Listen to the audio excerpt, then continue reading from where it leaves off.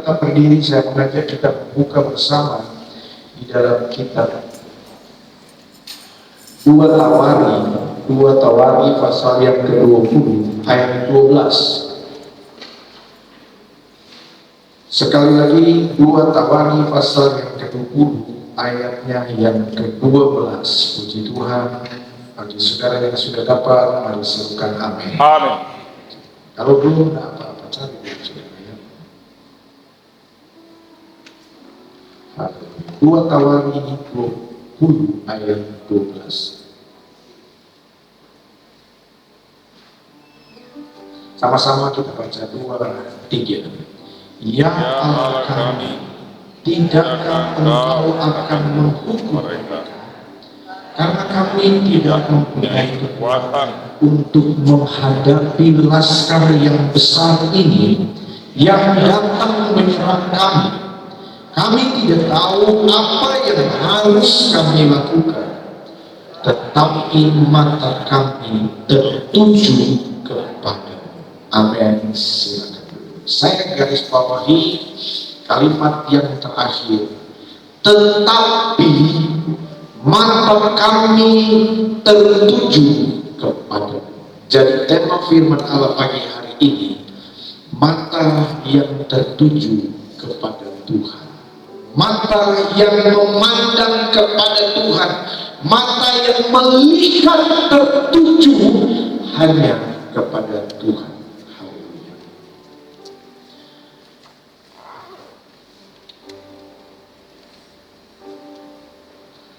Mataku, sudah ingat lagu ini, mari nyanyikan.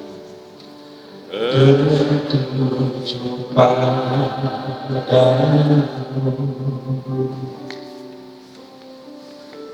sedang hidupku, ku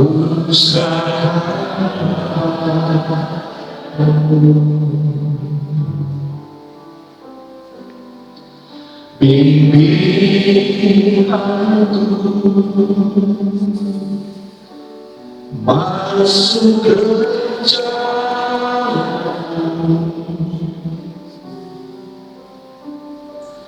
Tuhan membesarkan kerajaan-Mu.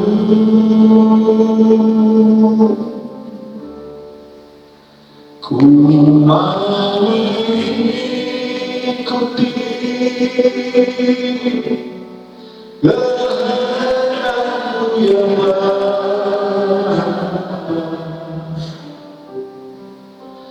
ku mau selalu menyenangkan hati-Mu. Mata yang tertuju kepada Tuhan. Firman Allah berkata, di mana matamu berada, maka di situ juga hatimu berada. Di mana matamu tertuju, maka di situ juga hatimu berada. Di mana matamu melihat, maka di situ juga hatimu melihat. Artinya, berhati-hatilah dengan mata yang memandang.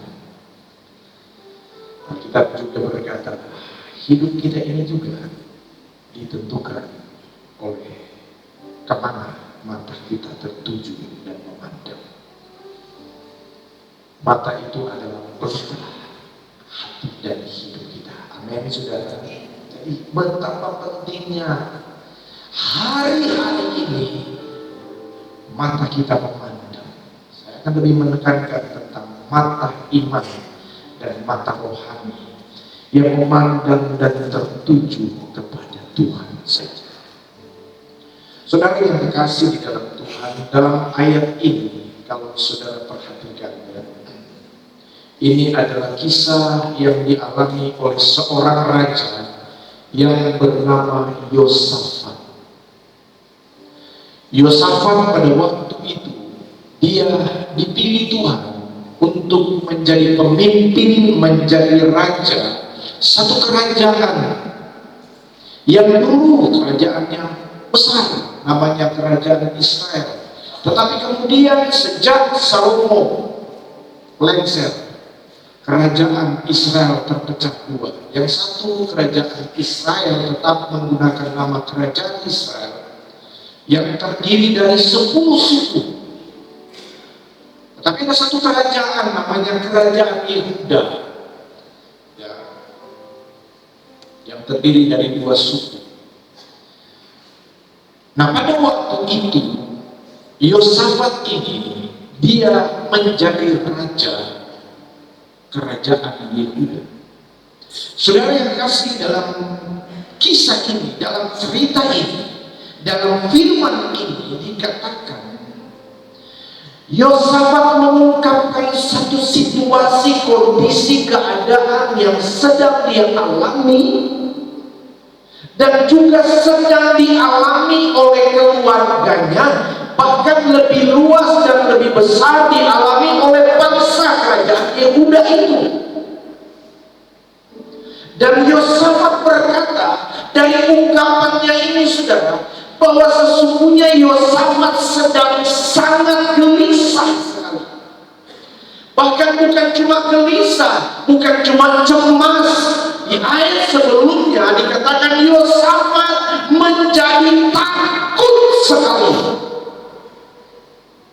Bukankah demikian, saudara, dengan apa yang sedang dialami oleh banyak orang, tidak terkecuali anak-anak Tuhan, tidak terkecuali hamba-hamba Tuhan, melanggar apapun dia, di segmen keadaan situasi apapun dia, saudara, mulai dari konglomerat sampai konglomerat, mulai dari ini semua tidak terlepas dari yang namanya ketakutan, kecemasan, dan kebimbangan. Jangan saudara lihat orang banyak duit lantas kemudian dia tidak takut dan khawatir. Jangan saudara lihat dia punya kedudukan yang tinggi lantas saudara berpikir dia aman-aman saja dari ketakutan. Tidak. Manusia memang akibat dari dosa tidak akan pernah terlepas dari yang namanya masalah, persoalan, tantangan pergumulan hidup dari berbagai aspek kehidupan, mulai dari pribadi, keluarga, pekerjaan, karir, usaha, bisnis kita, lingkungan, bahkan di dalam pekerjaan Tuhan saja tidak pernah terlepas dari yang namanya masalah dan pergumulan. Dan itulah yang memang sudah dikatakan firman Tuhan. Tiada satu hari tanpa pergumulan, tiada satu hari tanpa penyerahan. Seorang ibu, dia bilang, Pak Pendeta, sudah gak tahan lagi saya dengan rumah tangga kami. Saya sudah putuskan kami pisah aja, cerai aja. Saya sudah tahu kondisi rumah tangga ini sangat berat.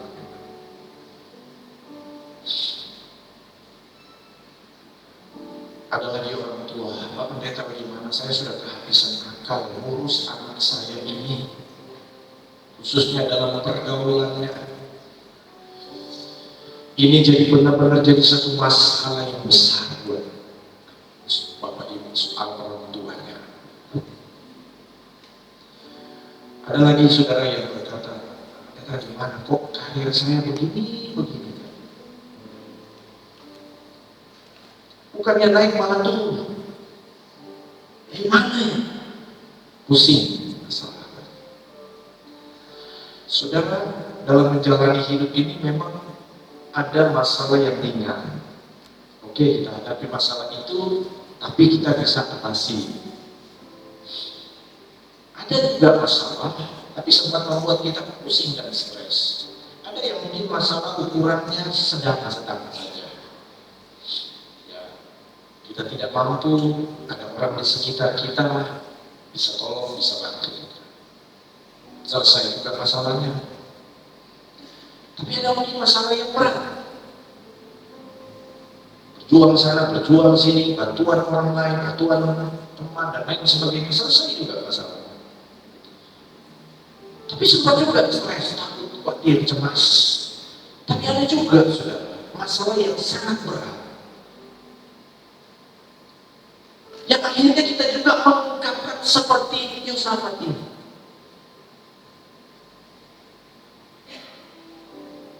Karena kami tidak mempunyai kekuatan untuk menghadapi laskar yang besar ini yang datang menyerang kami. Kami tidak tahu apa yang harus kami lakukan.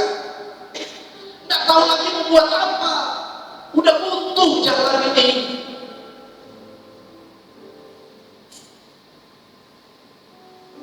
Yang pertama, saudara, kita mesti sadari bahwa memang hidup kita, sekalipun kita sudah anak Tuhan, kita tidak akan pernah terlepas dari masalah dan pergumulan.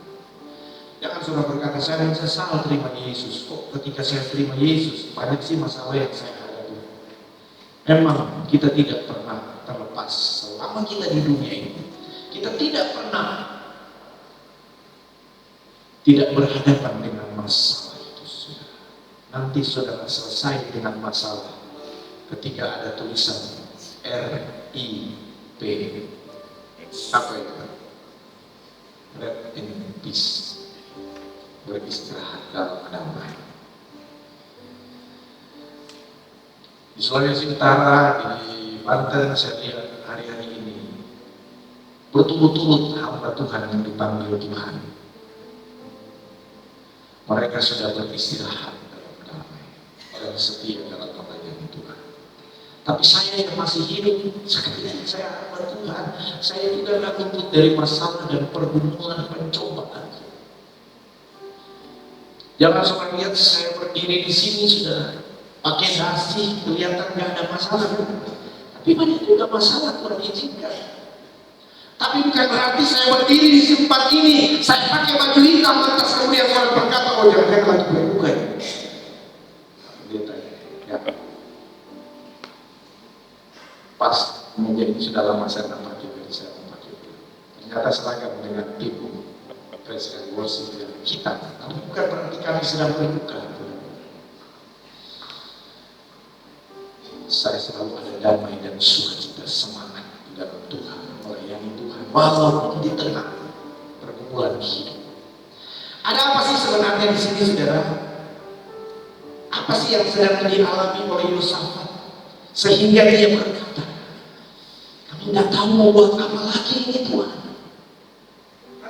Sejenak di bagian di ayat 1, ya, di ayat 1. 2 Tawari 20 ayat 1. Apakah ini relevan dengan yang sedang kita hadapi hari-hari ini?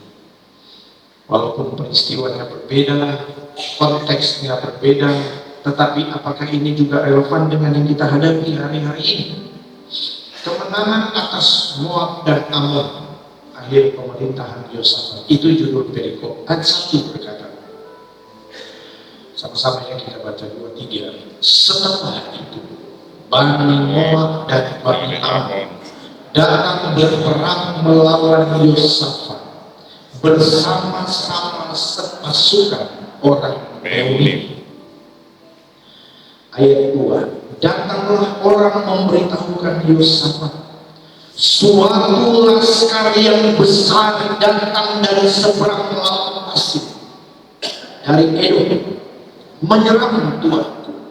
Sekarang mereka di Haseson, yakni Endi. Wah, ternyata Yosafat baru saja mendengar berita, mendengar kabar apa itu? Dikatakan bahwa ada satu laskar yang besar. Kenapa saudara dikatakan laskar besar yang datang menyerang kerajaan Tuanku itu? Karena saudara, ternyata laskar yang besar ini adalah gabungan dari 3 bangsa besar. Yang satu namanya Moab, kerajaan Moab. Yang satu dari kerajaan Amon. Yang satu dikatakan sepasukan orang Meonim. Ini adalah bangsa Edom. Yang dua itu datang dari seberang laut Asin. Yang satu itu orang Meonim itu di daerah Edom. Dia mau kalau lihat di peta. Jadi ada tiga kekuatan besar yang berkoalisi untuk datang menyerang kerajaan Yehuda. Pada waktu itu, saudara, baik kerajaan Moab, baik kerajaan Amon, baik pasukan orang Meonim atau Edom ini, mereka sedang dalam satu kekuatan. Masing-masing bangsa memiliki kekuatan perang yang sangat besar, ditakuti oleh bangsa-bangsa yang ada di sekitar mereka. Udah satu bangsa aja sudah kuat, apalagi gabung tiga bangsa. Sementara mereka datang bersatu bersekutu untuk menghancurkan kerajaan, satu kerajaan yang namanya kerajaan Yehuda. Belum lagi, saudara, pertama firman Allah berkata, ayat yang ketiga, Yosafat apa? Menjadi takut. Kenapa dia takut? Secara manusia, saudara, naluri manusia, jelas Yosafat takut. Kenapa? Yang datang dia itu, saudara, tiga bangsa besar dengan kekuatan perang yang besar.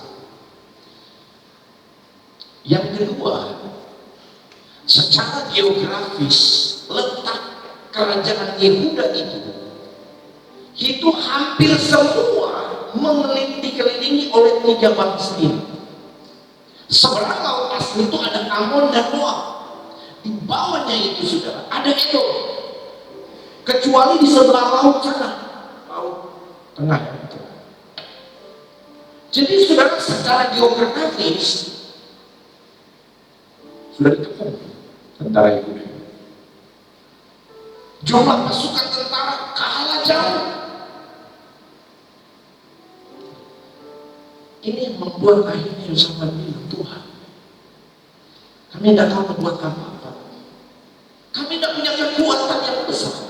Memang Yosafat punya tentara waktu itu. Tapi apa? Seberapa sudah dibanding dengan tentara yang sangat besar ini, yang dikenal dengan sangat kejam karena mereka terbiasa hidup di padang gurun yang keras. Yosafat itu takut. Saudara, hal yang demikian juga banyak kita alami. Ketika keadaan yang berat sekali kita hadapi, kita jadi takut dan khawatir. Apa saudara juga mengalami keadaan ini hari-hari ini? Amin. Amin. Tahu apa saudara bisa tidak bilang amin dari muka saudara yang bisa kelihatan? Saya bukan psikolog, tapi tahu bukan yang muka-muka. Saudara berusaha senyum pun tetap ketawa. Lagi ada pergumulan berat, ada pergumulan besar, sama dengan dosa. Jadi kalau saudara bilang, Tuhan, kok saya mengalami ini, kok saya begini, kok saya begini, alami saya sudah itu, Tuhan kok begini? Yosafat juga, saudara. Dia pemimpin yang takut akan Tuhan waktu itu. Tapi dia dalam dari masalah yang berat dan besar.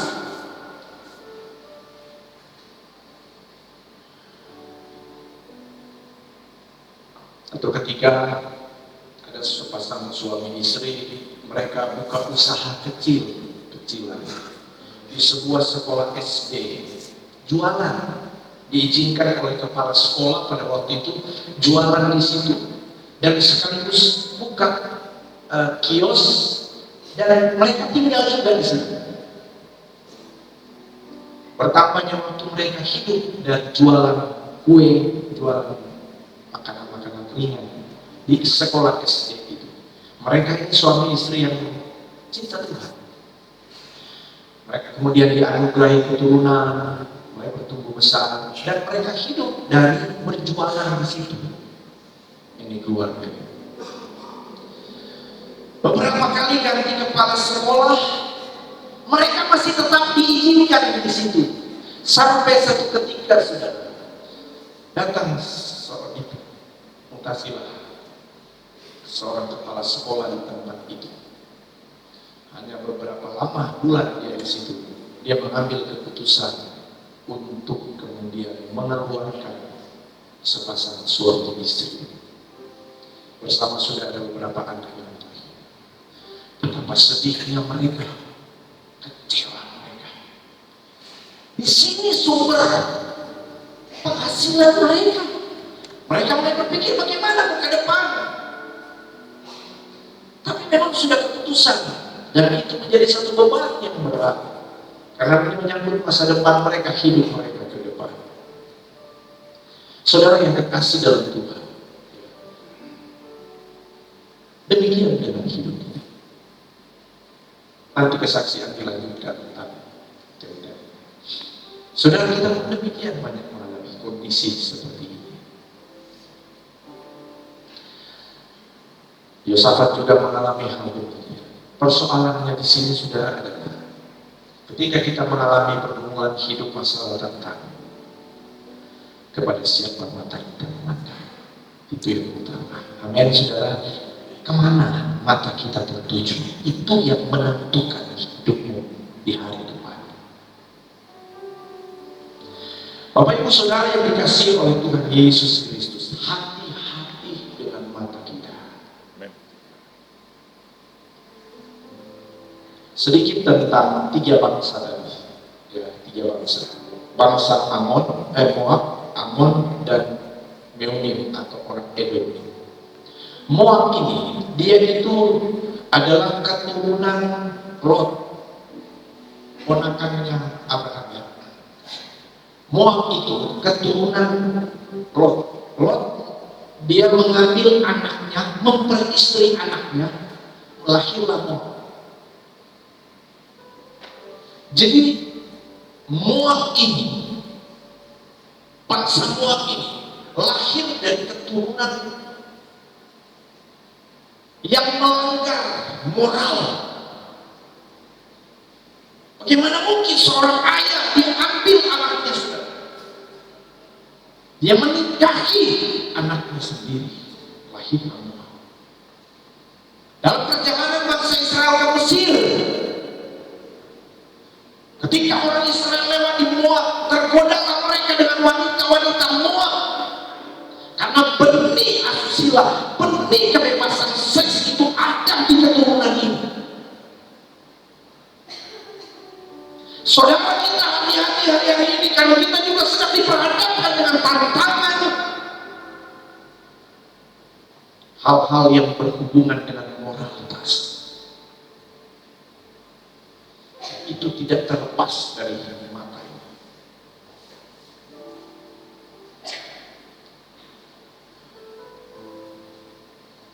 Beberapa waktu lalu, tiba-tiba saya dihubungi oleh seorang yang tidak saya kenal. Saya lihat profilnya, bukan WA, media sosial yang saya lihat profilnya. Tahu-tahu dia inbox.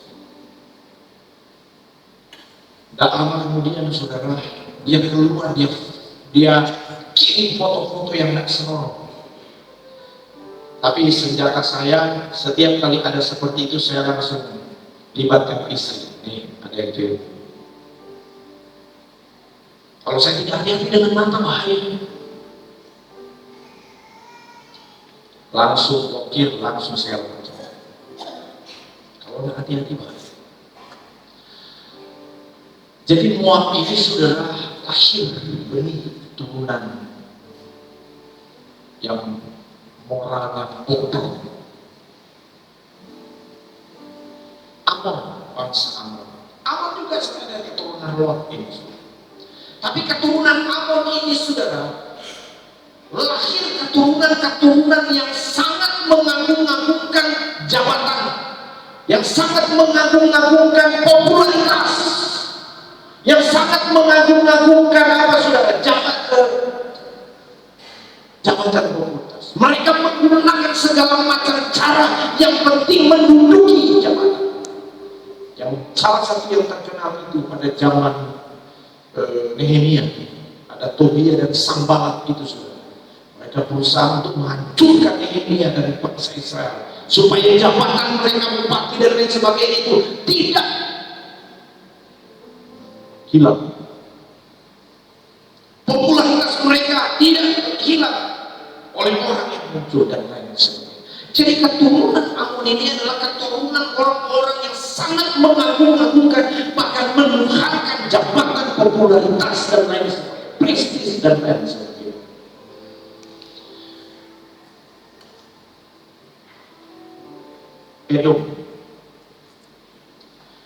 Edom ini lahir dari keturunan Esau.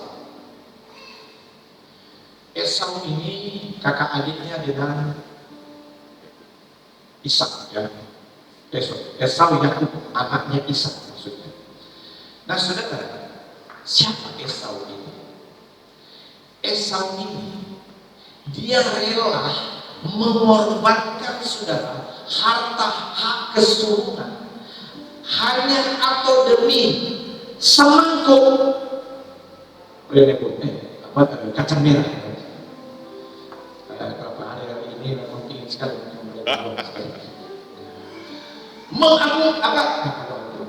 dia rela mengorbankan saudara hak keturunan yang seharusnya menjadi milik dia, karena dia anak sulung dari Ishak. Tetapi saudara, karena begitu lapar sekali, begitu haus sekali saudara, tidak apa-apa saya dapat itu hak keturunan, yang penting saya makan ini sop kacang merah. Dia rela korbankan harta rohani demi harta duniawi, demi kekayaan dunia. Kita bisa rela melepaskan hal-hal yang rohani. Jadi matanya tertuju kepada harta. Orang Moab, matanya mereka saudara kalau melihat kepada Moab, berarti mata kita tertuju kepada hal-hal yang berbau kebebasan seks, amoral dan lain sebagainya saudara. Kalau bicara tentang Amon, berarti saudara mata yang tertuju kepada kedudukan dunia.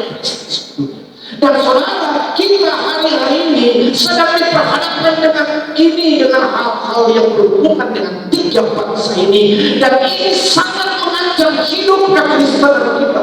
Hati-hati, firman Allah berkata saudara, ya, keinginan dunia ini harus kita hati-hati.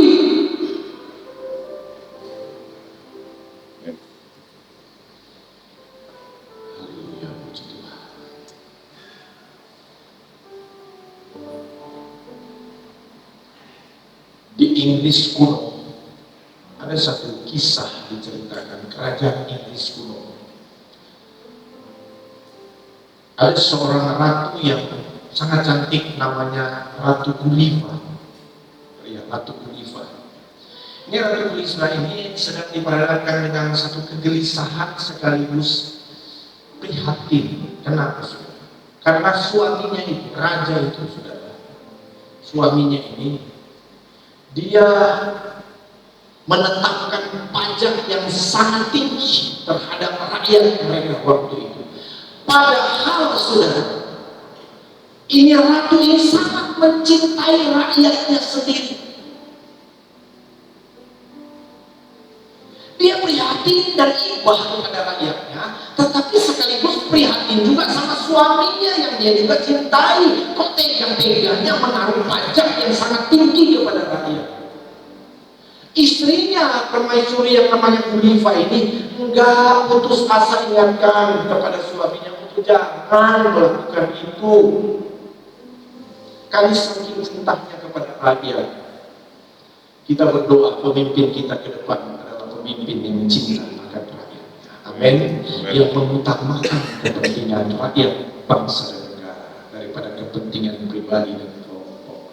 Mari doakan pemimpin kita yang nanti akan dipilih juga, ya, pada bulan Oktober kita akan pilih gubernur, pilih wali kota, bupati. Berdoa supaya Tuhan pilih pemimpin-pemimpin yang punya hati untuk rakyat. Amin. Saya tidak sedang berkampanye dan saya tidak perlu sampaikan siapa yang harus atau tidak. Itu hak dan kebebasan kita masing-masing. Tapi sebelum engkau memilih, duduklah di kaki Tuhan dan berdoa, Tuhan, biarlah pilihan saya ini adalah sesuai isi hati. Haleluya. Saudara yang dikasihi oleh Tuhan, berulang-ulang Ratu Guliva ini ingatkan suaminya, jangan. Sampai akhirnya suaminya luluh juga. Akhirnya sang raja bilang, oke, saya turuti permintaanmu untuk menurunkan pajak kepada rakyat. Tapi saja,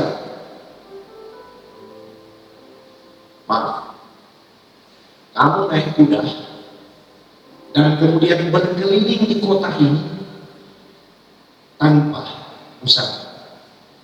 Maaf kata, dia tanpa busana naik di kuda keliling di kota itu. Saking cintanya permaisuri ini kepada masyarakat, masyarakat.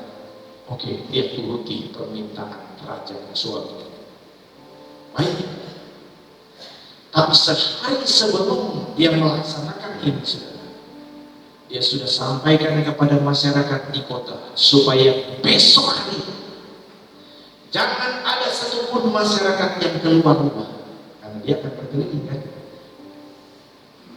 Dan jangan melihat keluar, semua tetap di dalam rumah dan jangan melihat keluar. Benar, besok saudara, berkelilinglah sang ratu di atas kuda dengan tanpa mengenakan busana. Benar saudara, tidak hanya keluar rumah. Tapi ada seorang pria namanya Tom. Sorry kalau ada Tom di sini, bukan Tom. Tom di kerajaan Inggris dulu. Ada seorang bernama Tom. Dia penasaran. Dan dia ingin sekali melihat ratunya yang cantik tanpa menggunakan busana. Dan akhirnya dia melanggar aturan ini. Diam-diam saudara, dia keluar dan dia lihat ratunya yang tidak berbusana. Dalam cerita ini dikatakan selanjutnya, ketika matanya melihat, tiba-tiba matanya jadi buta dan tidak bisa melihat lagi seumur hidup. Karena keinginannya untuk melihat, akibatnya seperti ini. Keinginannya untuk melihat hal yang salah dan keliru, akibatnya seperti itu. Itu sebabnya saudara, hati-hatilah menggunakan mata ini.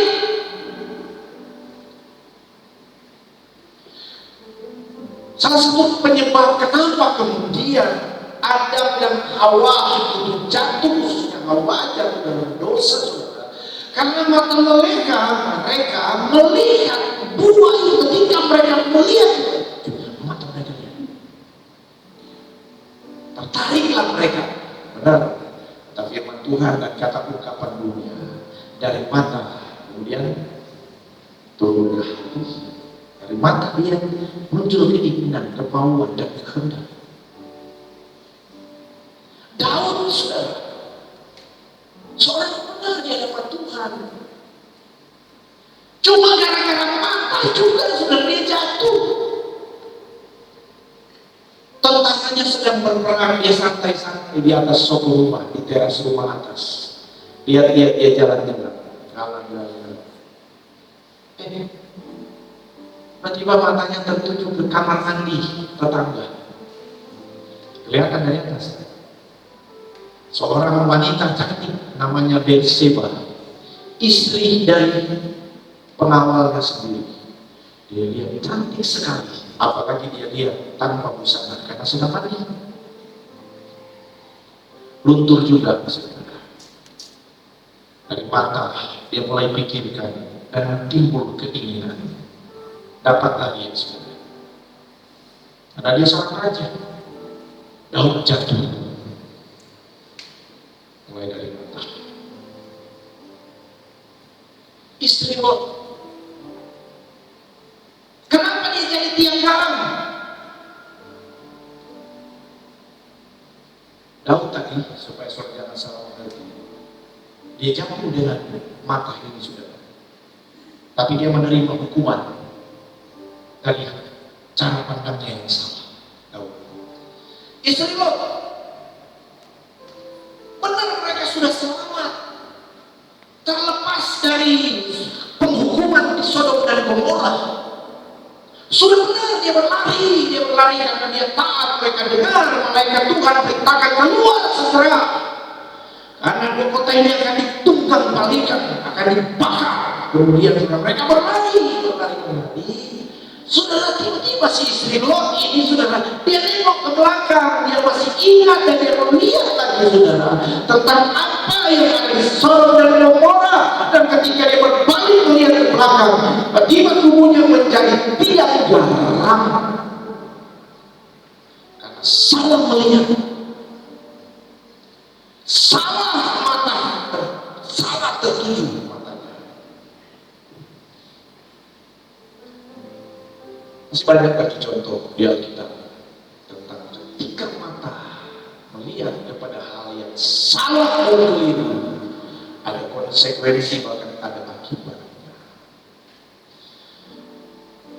Saudara, tapi saat ini saya ingin lebih menekankan kepada peristiwa Yosafat. Waktu dia mengalami dan mendengar dan melihat memang, saudara, kerajaannya sudah dikepung oleh 3 tentara besar ini. Puji Tuhan, Yosafat bilang, di tengah ketakutannya, dia bilang, tidak bisa buat apa-apa lagi Tuhan, tidak tahu mau buat apa lagi. Kenapa sampai stres berat ini Yosafat? Karena ini bukan lagi menyangkut hidupnya, ini menyangkut nyawa, saudara. Bukan lagi cuma nyawa dirinya sendiri, tetapi nyawa keluarganya, tetapi nyawa seluruh bangsa Yehuda. Kalau dalam bahasa populer perang, saudara, itu genocide itu sudah ada di depannya. Pembunuhan dan kematian massal itu sudah ada, terancam di depan, dan ini sangat berbahaya sekali. Ini yang buat Yosafat menjadi takut, tetapi dalam ketakutannya dan ketidakberdayaannya, Yosafat mengambil satu sikap dan langkah yang tepat. Tetapi mata kami tertuju kepada.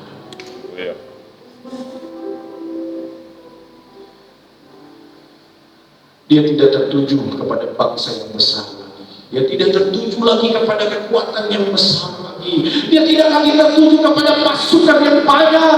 Dia tidak tertuju lagi kepada geografis yang memungkinkan musuh merebut dan mengalahkan mereka, saudara. Tetapi Alkitab berkata, tetapi mata kami tertuju kepada.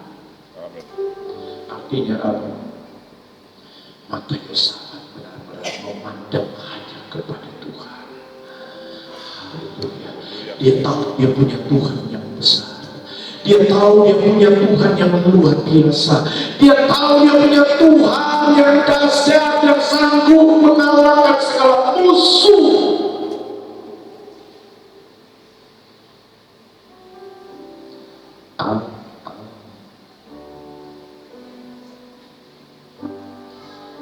Aku punya Tuhan yang besar, yang telah berjanji dan sanggup menepati.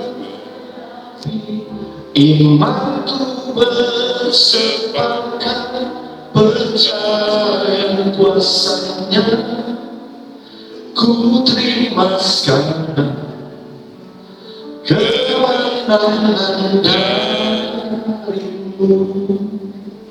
Waduh, luar biasa. Yosafat dia tahu kemana matanya harus memandang, kemana matanya harus melihat, kemana matanya harus tertuju, yaitu kepada Tuhan yang besar, yang sanggup menolong Glory. Luar biasa, mujizat Tuhan terjadi. Iya. Selanjutnya Alkitab berkata, lewat seorang melihat Tuhan bilang, Yosaf, besok kamu pergi serang mereka. Wah, pasti Yosaf takut. Besok disuruh pergi perang. Seandainya saudara Yosafat waktu itu dengan kondisi yang sedang dihadapi, saudara, pergi,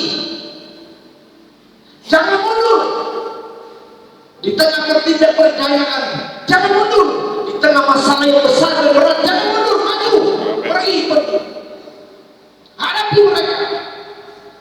Saudara, kalau lagi hadapi masalah pergumulan, jangan lari dari masalah. Amin. Lari dari masalah itu namanya pengecut. Lari dari masalah itu namanya pecundang. Apalagi, jangan hadapi itu, saudara. Hadapi itu masalah. Ada di antara saudara yang sudah melari dari masalah, berhenti dari langkah itu, ambil langkah, hadapi itu masalah. Tapi hadapi dengan cara memandang kepada Tuhan. Amin. Lebih parah lagi, saudara, waktu disuruh maju, yang di depan itu bukan yang bersenjata, tapi yang pemusik, pemuji, penyembah. Waduh, saudara, akhirnya firman Allah berkata, tiba-tiba di tiga bangsa ini terjadi perpecahan. Mereka yang sebelumnya kompak, bersatu bersekutu, tiba-tiba terjadi perpecahan. Mungkin yang satu berkata, kalau tidak kami, mana bisa kita mengalahkan mereka. Loh, yang satu kita situ, kami juga kan ada pasukan di sana. Terjadi perdebatan, terjadi, dan akhirnya pecah. Dan akhirnya firman Allah berkata, terjadilah saling membunuh satu dengan yang lain. Mereka dengan mereka saling menghancurkan dan membunuh. Haleluya. Tuhan punya banyak cara untuk memberi kemenangan. Yosafat, besok kamu maju. Tapi Tuhan bilang, ketika kamu sudah ada di medan perang, kamu diam saja. Nanti aku yang berperang gantikan kamu. Maju saja, hadapi mereka. Tapi ketika kamu sudah ada di medan perang, kamu diam saja. Aku yang akan berperang gantikan. Haleluya. Itu sebabnya terjadilah satu mujizat yang besar, luar biasa, yang tidak terpikir oleh mereka. Tiba-tiba, saudara, kok mereka ribut, tapi ribut antar mereka, saudara. Terjadi pembunuhan antar mereka, terjadi pemusnahan antar mereka. Siapa yang melakukan itu? Dia melakukan itu adalah Tuhan yang berkuasa, yang kepadanya Yosafat memandang, yang kepadanya mata Yosafat tertuju, yang kepadanya Yosafat datang berdoa, berpuasa dengan mata yang tertuju kepada Tuhan, dan disitulah Tuhan berperang dari mereka. Haleluya. Puji Tuhan. Kalau mau mengalami mujizat Tuhan hari-hari ini, arahkan pandanganmu kepada Tuhan. Maksudnya apa? Kita berdoa, minta Tuhan tolong. Datang dulu di kaki Tuhan, minta petunjuk Roh Kudus untuk Tuhan. Tuhan pasti akan tanggung sama kita. Mari jam 10 kami ada Zoom meeting dengan founder Jesus Reigns dari Filipina. Satu yang sangat membuat saya dikuatkan oleh Tuhan. Dia bilang, Pastor Billy, pasti ada banyak yang kamu melakukan. Ya memang, banyak rencana, banyak planning. Tapi dia bilang, hari-hari Pastor harus banyak ada duduk di kaki Tuhan. Engkau banyak merencanakan sesuatu, tapi engkau harus melakukan apa yang Tuhan mau engkau lakukan. Dengan cara apa? Engkau harus banyak berhenti, silent di kaki Tuhan. Nanti Tuhan yang akan tunjukkan dari sekian banyak yang kau melakukan, mana yang harus engkau lakukan. Nanti Tuhan kasih tahu mana yang kau lakukan. Dan kalau itu dari Tuhan, ada sesuatu yang besar yang akan terjadi. Kita kadang banyak planning, banyak rencana, karena mungkin kita merasa kita pintar, kita sudah pengalaman di situ, kita sudah bisa, itu sudah terbiasa. Saya lakukan ini, saya lakukan saja tanpa berdoa dan mengandalkan Tuhan.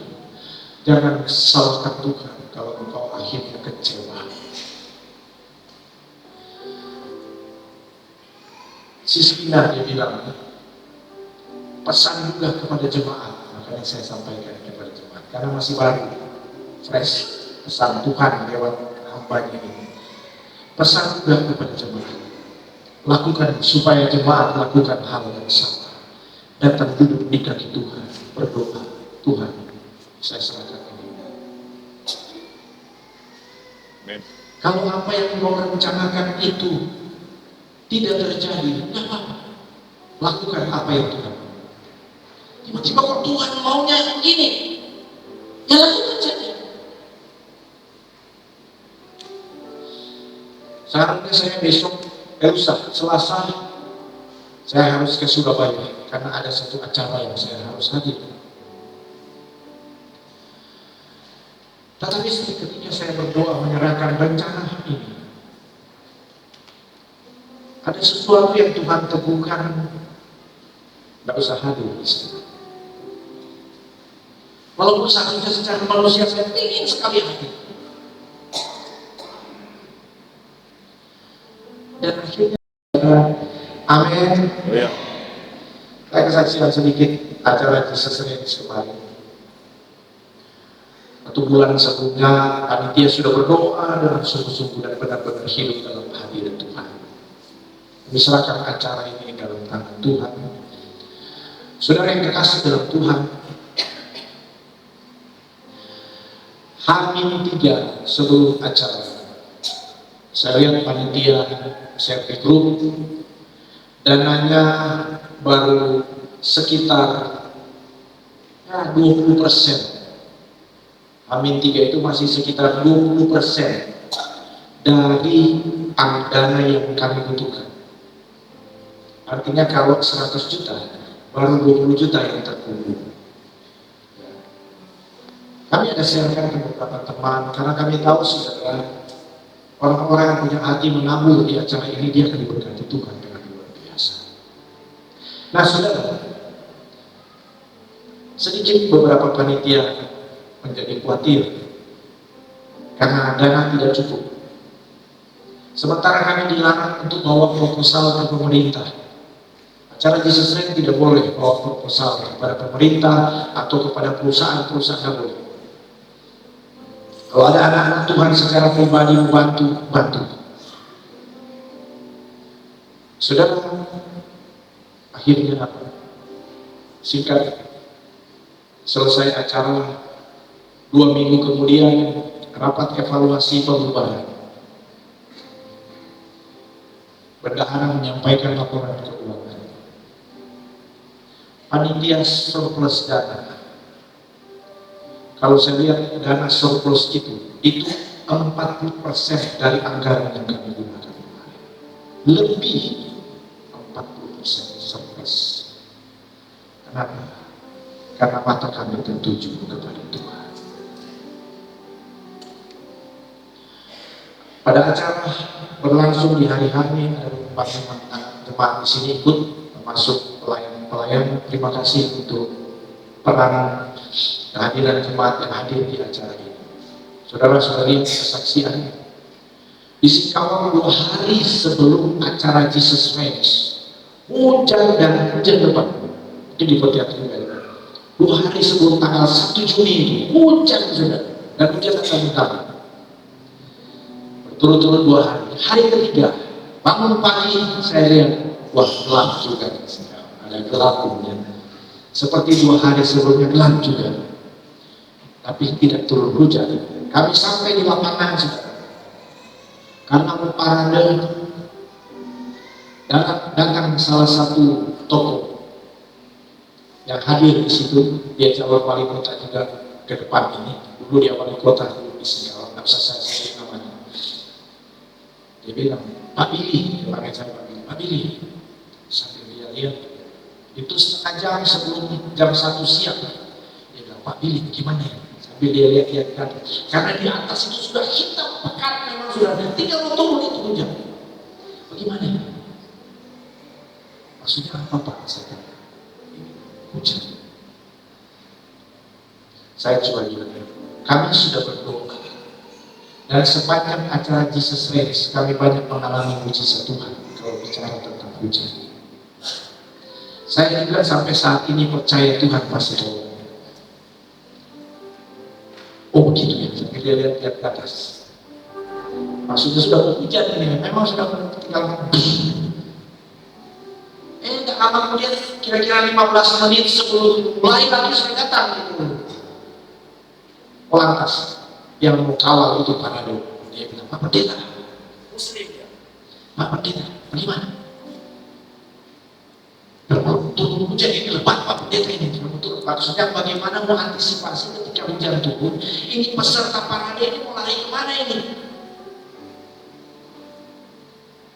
Bagaimana Pak Pendeta? Ini tidak lama lagi ini sudah mau hujan ini Pak.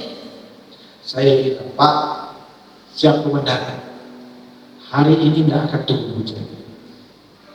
Oh, pokoknya hari ini tidak akan turun hujan. Tapi saya bisa katakan ini dengan satu keyakinan untuk dia. Bukan karena sok rohani surga. Karena inilah uniknya acara Jesus Race, mujizat Tuhan terjadi. Belum lama dia pergi, saya lihat saudara, 5 menit sebelum acara dimulai, saya rasa angin bertiup, angin yang agak sedikit kuat bertiup. Dan saya lihat ke atas, itu awan berpindah. Puji Tuhan, sepanjang hari sampai malam acara celebration nggak ada hujan. Haleluya. Ada beberapa peserta yang datang, mereka bilang, Pak, di Samarantar hujan, di Serukam hujan lebat, hampir kami tak datang katanya. Di sekitar Singkawang hujan, tapi di Singkawang tidak hujan. Amin. Besoknya saya menemani pelayan-pelayan yang masih tinggal, kami ngopi di salah satu warung kopi di Singkawang. Ketika mereka mau pulang, kami ada di situ sudah. Saya lihat persis, tiba-tiba hujan turun. Bapak, saya lihat hujan turun itu tepat jam 1. Saya bilang sama beberapa anak muda ini, seharusnya hujan ini ada turun jam 1 kemarin, tapi karena mujizat Tuhan, Tuhan pindah dia turun jam 1 besok.